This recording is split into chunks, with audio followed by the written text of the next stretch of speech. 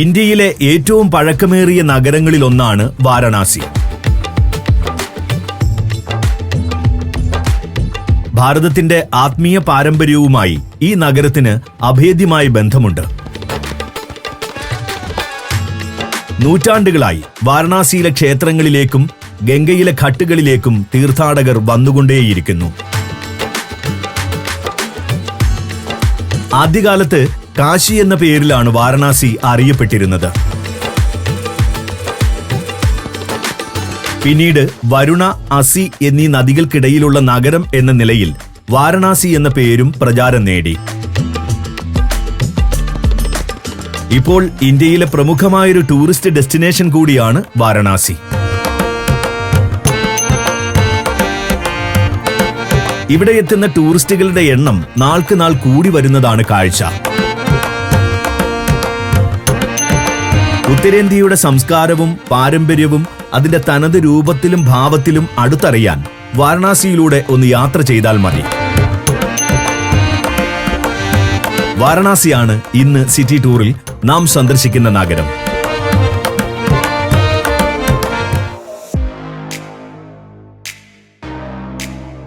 ഈ സിറ്റി ടൂറിൽ നാം എത്തുന്നത് വാരണാസി നഗരത്തിലെ പ്രധാനപ്പെട്ട 9 ഡെസ്റ്റിനേഷനുകളിലേക്കാണ്.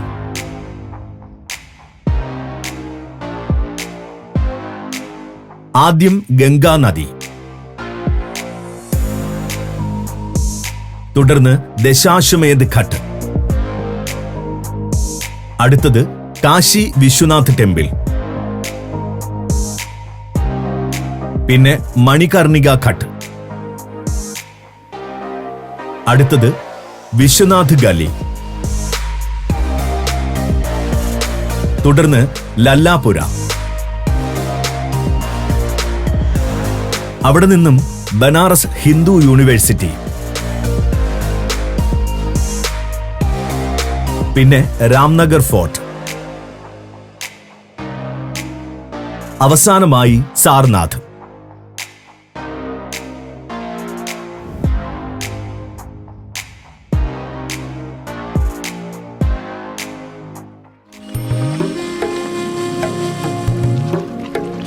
ഗംഗനദിയാണ് വാരണാസിയുടെ ജീവനാഡി. അതുകൊണ്ട് ഗംഗയുടെ തീരത്തു നിന്നും നമുക്ക് യാത്ര ആരംഭിക്കാം.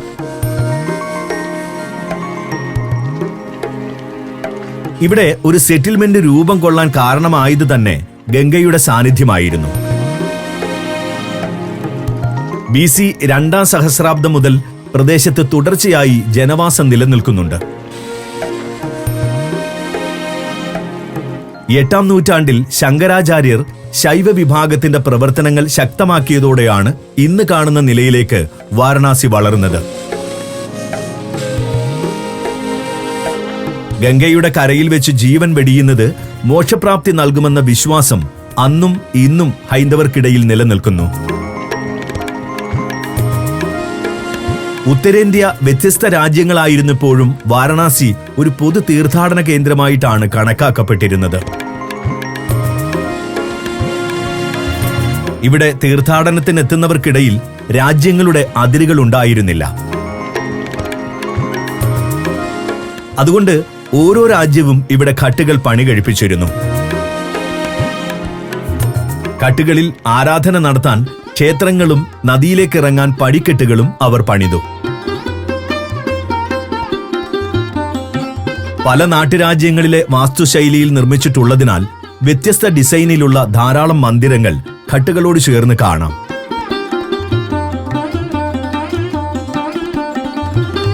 ഈ ഘട്ടുകളിലൂടെ കാഴ്ചകൾ കണ്ട് നടക്കുക എന്നതാണ് ഗംഗയുടെ കരയിലെ പ്രധാന ആക്ടിവിറ്റി.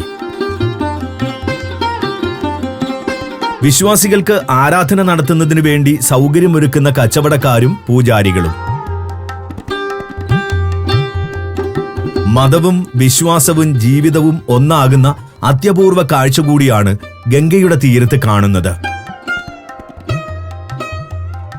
നദിയിലൂടെയുള്ള ബോട്ട് റൈഡാണ് ഗംഗയിൽ ആസ്വദിക്കേണ്ട മറ്റൊരു ആക്ടിവിറ്റി.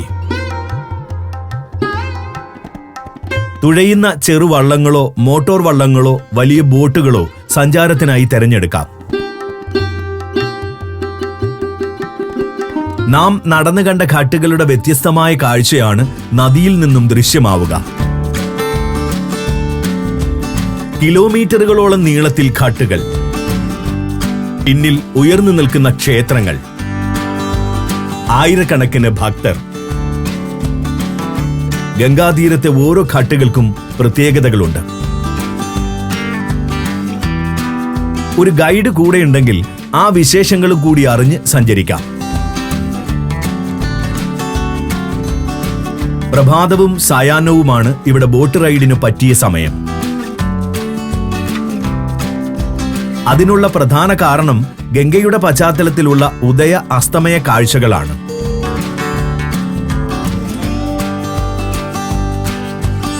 സൂര്യൻ ഉദിച്ചുയരുന്നതും താഴുന്നതുമെല്ലാം മറക്കാനാവാത്ത ഓർമ്മകളായി മനസ്സിൽ തങ്ങി നിൽക്കുമെന്ന് തീർച്ച.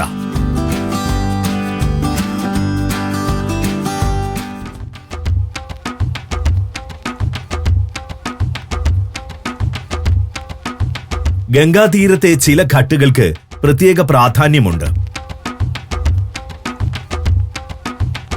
അതിലൊന്നാണ് ഗംഗാ ആരതി നടക്കുന്ന ദശാശ്വമേധ് ഘട്ട്.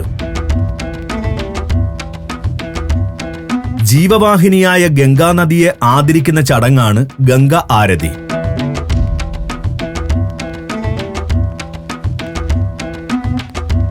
വാരണാസിയിലെ ഏറ്റവും പ്രസിദ്ധമായ ചടങ്ങും ഇതുതന്നെയാണ്. ഏറ്റവും അധികം ഭക്തർ ഒത്തുകൂടുന്നതും ആരതി ദർശിക്കാൻ തന്നെ. സൂര്യൻ അസ്തമിക്കുന്നതോടെ ചടങ്ങുകൾക്ക് തുടക്കമാകും. നിറപ്പകിട്ടാർന്ന വസ്ത്രം ധരിച്ച പണ്ഡിറ്റ് യുവാക്കളാണ് ആരതിക്ക് നേതൃത്വം നൽകുക. ഗംഗാദേവിയുടെ വിഗ്രഹത്തിന് മുന്നിൽ മന്ത്രങ്ങൾ ചൊല്ലിയും വിളക്ക് തെളിയിച്ചും ആരാധന നടത്തും.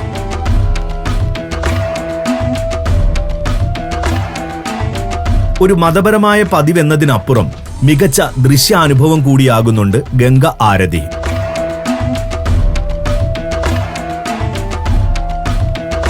നദിയിൽ ബോട്ടിലിരുന്നും കരയിൽ പടവുകളിലിരുന്നും ഈ ചടങ്ങിന് സാക്ഷ്യം വഹിക്കാനാകും.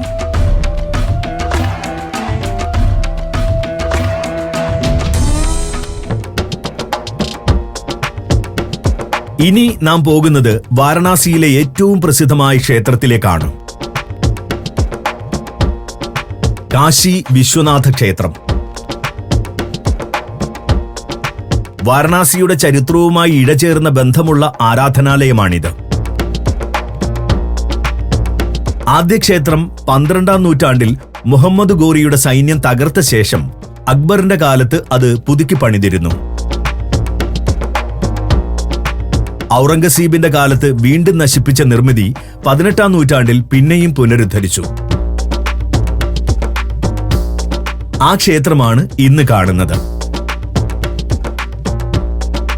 പലവട്ടം ആക്രമണങ്ങൾക്ക് വിധേയമായതിനാൽ വിശ്വാസപരമായി മാത്രമല്ല ചരിത്രപരമായും കാശി വിശ്വനാഥ ക്ഷേത്രത്തിന് പ്രാധാന്യമുണ്ട്.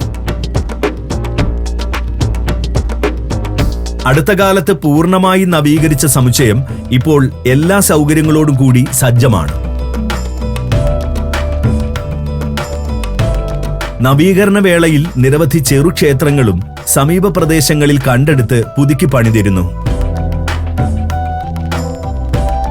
1/2 ലക്ഷത്തോളം വിശ്വാസികൾ ഒരു ദിവസം ഈ ക്ഷേത്രം സന്ദർശിക്കുന്നുണ്ടെന്നാണ് കണക്ക്.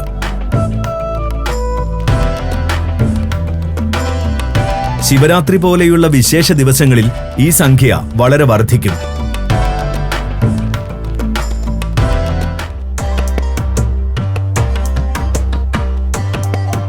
ഗംഗാതീരത്തെ മറ്റൊരു പ്രധാനപ്പെട്ട ഘട്ടാണ് മണികർണിക ഘട്ട്. ശിവന്റെ കഠിന ദുഃഖത്തിൽ ലോകം ചാമ്പലാവാതിരിക്കാൻ വിഷ്ണു സതിയുടെ മൃതശരീരം നശിപ്പിച്ചപ്പോൾ കർണാഭരണം പതിച്ചു എന്ന് പുരാണങ്ങളിൽ പറയുന്ന സ്ഥാനം. മണികർണിക ഘട്ടിൽ മൃതദേഹം ദഹിപ്പിച്ചാൽ മോക്ഷം ലഭിക്കുമെന്നാണ് ഉത്തരേന്ത്യയിലെ ഹൈന്ദവർക്കിടയിലുള്ള വിശ്വാസം. അതുകൊണ്ട് മരണശേഷം മൃതദേഹം ഇവിടേക്ക് എത്തിക്കുന്നത് പതിവാണ്. എപ്പോഴും കത്തുന്ന ചിതകൾ മണികർണിക ഘട്ടിൽ കാണാം. പക്ഷേ അല്പം പ്രാകൃതവും കണ്ടു നിൽക്കാൻ പ്രയാസവുമാണ് ഈ കാഴ്ചകൾ. ഒരു ദേഹം പൂർണ്ണമായി കത്തിത്തീരും മുമ്പ് തന്നെ പുറത്തെടുത്ത് നദിയിൽ നിക്ഷേപിക്കുകയാണ് ചെയ്യുക. അപ്പോഴേക്കും അടുത്ത ദഹനത്തിനുള്ള തയ്യാറെടുപ്പുകൾ തുടങ്ങിക്കഴിഞ്ഞിരിക്കും.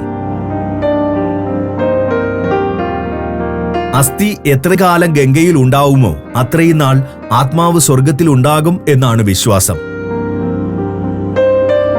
അതുകൊണ്ടാണ് അവശേഷിക്കുന്ന ഭാഗം ഗംഗയിൽ നിക്ഷേപിക്കുന്നത്.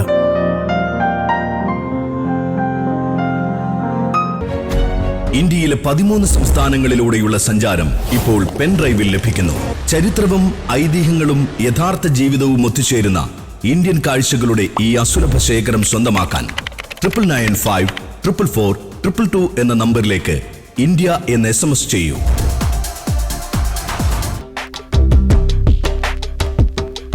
ഇനി നമുക്ക് വാരണാസിയിലെ ഒരു ഷോപ്പിംഗ് സ്ട്രീറ്റ് കണ്ടുവരാം.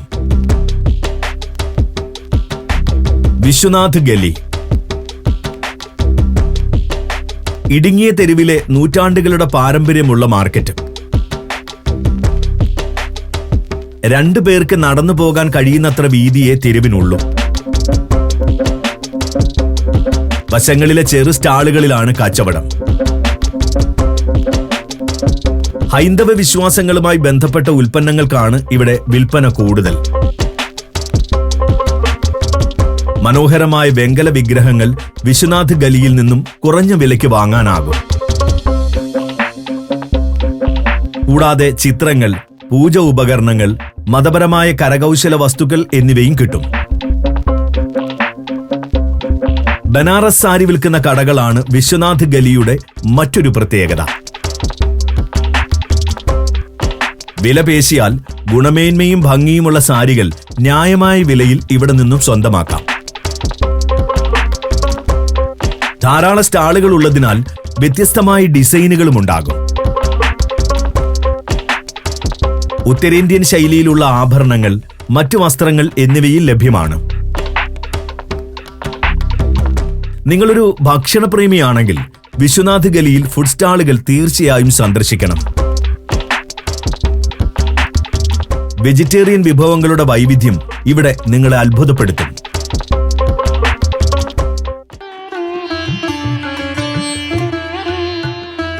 ബനാറസ് പട്ടിനെ പറ്റി എല്ലാവരും കേട്ടിട്ടുണ്ടാകും. വാരണാസിയിൽ നിർമ്മിക്കുന്ന പട്ടുവസ്ത്രങ്ങൾ ലോകമെങ്ങും പ്രസിദ്ധമാണ്.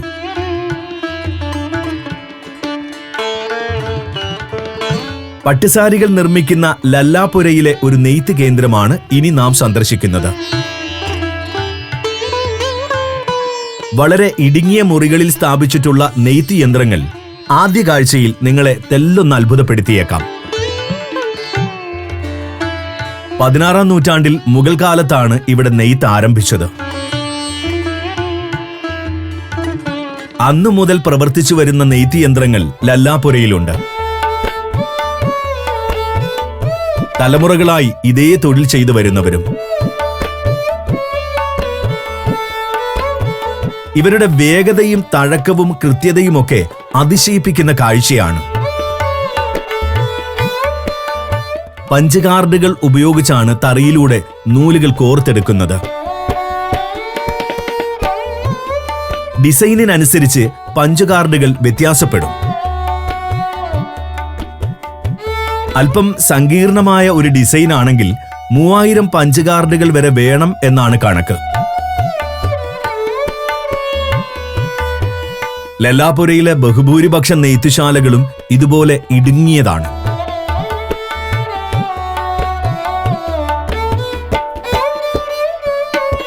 പതിനായിരവും 20,000-വും ഒക്കെ ആയിരിക്കും ഈ മുറികളിൽ നിർമ്മിക്കുന്ന സാരികളുടെ വില. എന്നാൽ നെയ്ത്തുകാർക്ക് ലഭിക്കുന്നത് വളരെ തുച്ഛമായ വരുമാനമാണെന്ന് പ്രദേശവും സൗകര്യങ്ങളും കാണുമ്പോൾ ബോധ്യമാകും.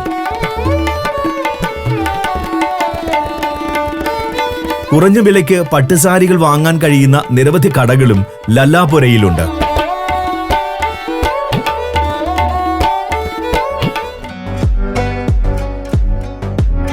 വാരണാസിയിൽ എത്തുമ്പോൾ ചരിത്രപ്രധാനമായ ബനാറസ് ഹിന്ദു യൂണിവേഴ്സിറ്റി നിശ്ചയമായും കാണേണ്ടതുണ്ട്. 20-ാം നൂറ്റാണ്ടിന്റെ തുടക്കത്തിൽ മദൻ മോഹൻ മാളവിയും ആനി ബെസന്റും ചേർന്ന് രൂപീകരിച്ച കലാലയമാണിത്. വിദ്യാഭ്യാസ രംഗത്ത് ഇന്ത്യക്കാർക്കുണ്ടായിരുന്ന പിന്നോക്കാവസ്ഥ പരിഹരിക്കുകയായിരുന്നു ലക്ഷ്യം.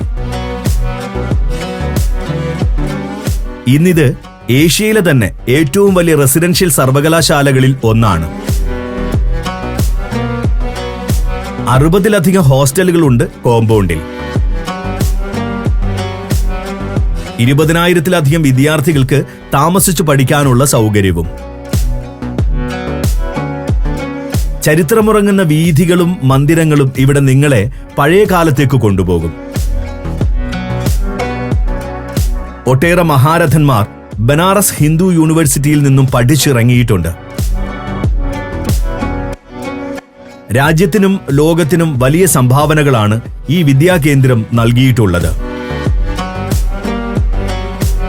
യൂണിവേഴ്സിറ്റി കോമ്പൗണ്ടിൽ ബ്രിട്ടീഷ് കാലത്ത് നിർമ്മിച്ച കെട്ടിടങ്ങൾക്ക് ഇൻഡോ ഗോത്തിക് രൂപമാണുള്ളത്. വാസ്തുവിദ്യാ സൗന്ദര്യവും പ്രൗഢിയും ഈ മന്ദിരങ്ങളിൽ കാണാനാകും. നിരവധി പ്രമുഖ വ്യക്തികളുടെ പ്രതിമകൾ, സ്മാരകങ്ങൾ എന്നിവ യൂണിവേഴ്സിറ്റി ക്യാമ്പസിലുണ്ട്. മദൻ മോഹൻ മാളവ്യ താമസിച്ചിരുന്ന മാളവ്യ ഭവൻ ഈ സർവകലാശാലയ്ക്കുള്ളിലാണ്. ഭാരത് കലാഭവൻ യൂണിവേഴ്സിറ്റിയുടെ ഭാഗമായ ആർട്ട് ഗ്യാലറിയാണ്. ഇന്ത്യൻ പശ്ചാത്തലത്തിൽ നിന്നുള്ള മനോഹരമായ കലാസൃഷ്ടികൾ പ്രദർശിപ്പിച്ചിട്ടുള്ള ഇടം. യൂണിവേഴ്സിറ്റിയുടെ മധ്യത്തിലായി ഒരു ക്ഷേത്രവും കാണാം. കാശി വിശ്വനാഥ ക്ഷേത്രത്തിന്റെ അതേ രൂപത്തിലാണ് ഇതിന്റെ നിർമ്മാണം.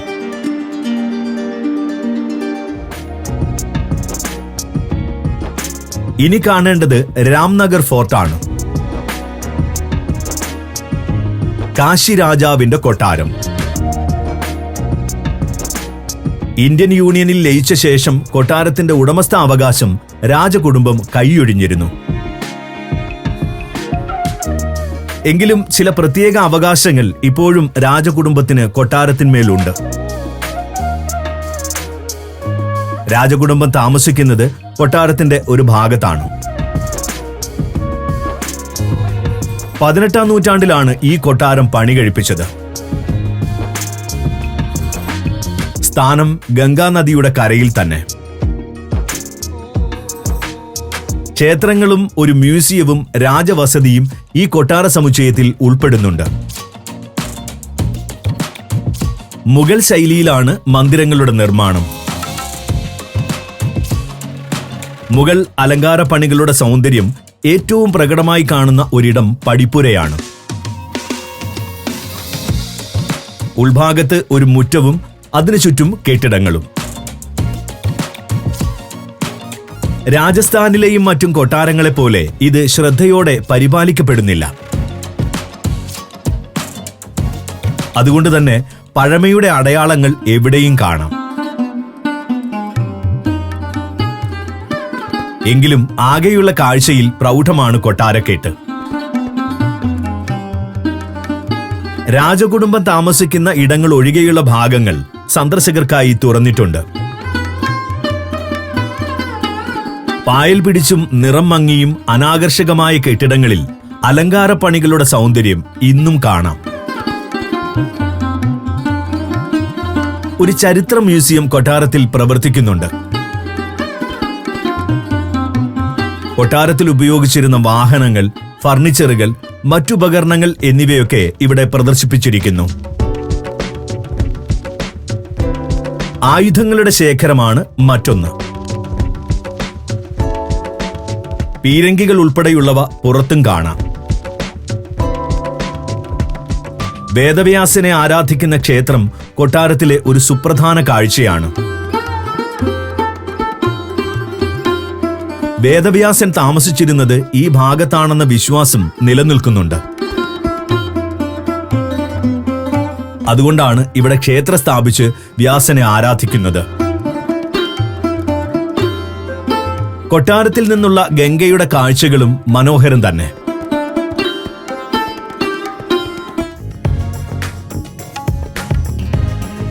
ഇനി പോകേണ്ടത് സാർനാഥിലേക്കാണ്. ബുദ്ധന്റെ ജീവിതത്തിൽ വഴിത്തിരിവായ 4 സ്ഥാനങ്ങളിൽ ഒന്ന്. ബുദ്ധൻ ആദ്യമായി സാരോപദേശം നൽകിയത് ഇവിടെ വച്ചായിരുന്നു. തുടർന്ന് നാനാദിക്കിലേക്കും പറഞ്ഞയച്ച ശിഷ്യരാണ് ബുദ്ധമതം ലോകമെങ്ങും പ്രചരിപ്പിച്ചത്. ഇതൊരു തീർത്ഥാടന കേന്ദ്രം എന്നതിനൊപ്പം ആർക്കിയോളജിക്കൽ സൈറ്റ് കൂടിയാണ്. ബുദ്ധമതവുമായി ബന്ധപ്പെട്ട ഒട്ടേറെ കണ്ടെത്തലുകൾ ഇവിടെ നടന്നിട്ടുണ്ട്. പഴയ നിർമ്മിതിയുടെ അവശേഷിപ്പുകളാണ് ആർക്കിയോളജിക്കൽ സൈറ്റിലെ പ്രധാന കാഴ്ച. സ്തൂപങ്ങളുടെ അടിത്തറ, ബുദ്ധൻ താമസിച്ചിരുന്ന വീടിന്റെ തകർന്ന ഭാഗങ്ങൾ എന്നിവയൊക്കെ സൈറ്റിൽ സംരക്ഷിച്ചിരിക്കുന്നു. സാർനാഥിലെ പ്രധാന ആകർഷണം അശോക ചക്രവർത്തി സ്ഥാപിച്ച ധമേക സ്തൂപമാണ്. 2300 വർഷമാണ് ഇതിന്റെ പഴക്കം. ഉള്ളിൽ അറകളില്ലാത്ത നിർമ്മിതിക്ക് 43 മീറ്റർ ഉയരവുമുണ്ട്. ഇതിന് സമീപത്ത് തന്നെ ഒരു പില്ലറിന്റെ അവശേഷിപ്പുകൾ കാണാം. അശോക സ്തംഭം സ്ഥാപിച്ചിരുന്നത് ഇവിടെയായിരുന്നു. ഒരു ചരിത്ര മ്യൂസിയവും ആർക്കിയോളജിക്കൽ സൈറ്റിന്റെ ഭാഗമായി പ്രവർത്തിക്കുന്നുണ്ട്.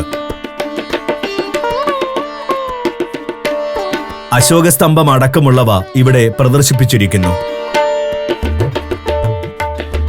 2 ക്ഷേത്രങ്ങളാണ് സമുച്ചയത്തിലുള്ളത്.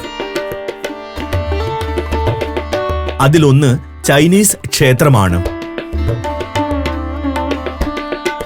ഏഷ്യൻ ബുദ്ധിസ്റ്റ് അസോസിയേഷൻ നിർമ്മിച്ച ക്ഷേത്രം.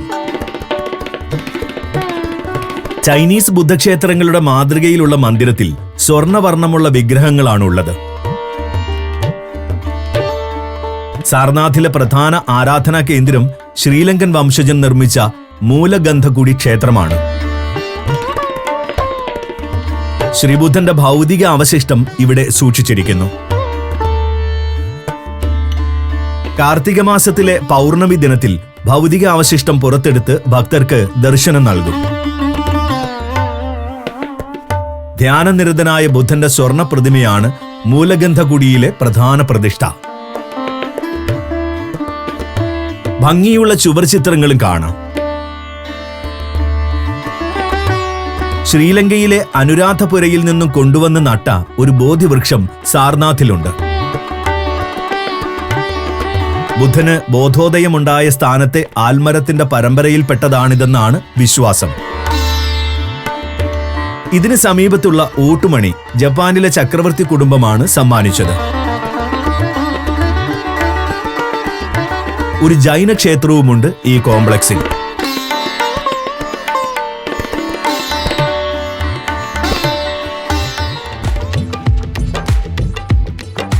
ഇന്ത്യയുടെ ചരിത്രത്തിലെ ഏറ്റവും പ്രധാനപ്പെട്ട നഗരങ്ങളിൽ ഒന്നായ വാരണാസിയുടെ കാഴ്ചകളിലൂടെയാണ് നാം ഇപ്പോൾ കടന്നു വന്നത്. ആത്മീയ ലോകത്തെ ആചാര്യന്മാരായ ബുദ്ധനും ശങ്കരാചാര്യരുമൊക്കെ തങ്ങളുടെ ചിന്തകളാലും പ്രവർത്തനങ്ങളാലും സമ്പന്നമാക്കിയ നാട്. ജീവവാഹിനിയായ ഗംഗാനദി ഈ മുന്നേറ്റങ്ങൾക്കെല്ലാം അടിത്തറയൊരുക്കി നഗരത്തിലൂടെ ഒഴുകുന്നു. ഇന്ന് ഇന്ത്യയിലെ ഏറ്റവും പ്രസിദ്ധമായ കൾച്ചറൽ ടൂറിസ്റ്റ് കേന്ദ്രം കൂടിയാണ് വാരണാസി. ഇന്ത്യയുടെ ആത്മീയ പാരമ്പര്യവും സംസ്കാരവും വാരണാസിയിൽ അനുഭവിച്ചറിയാനാകും.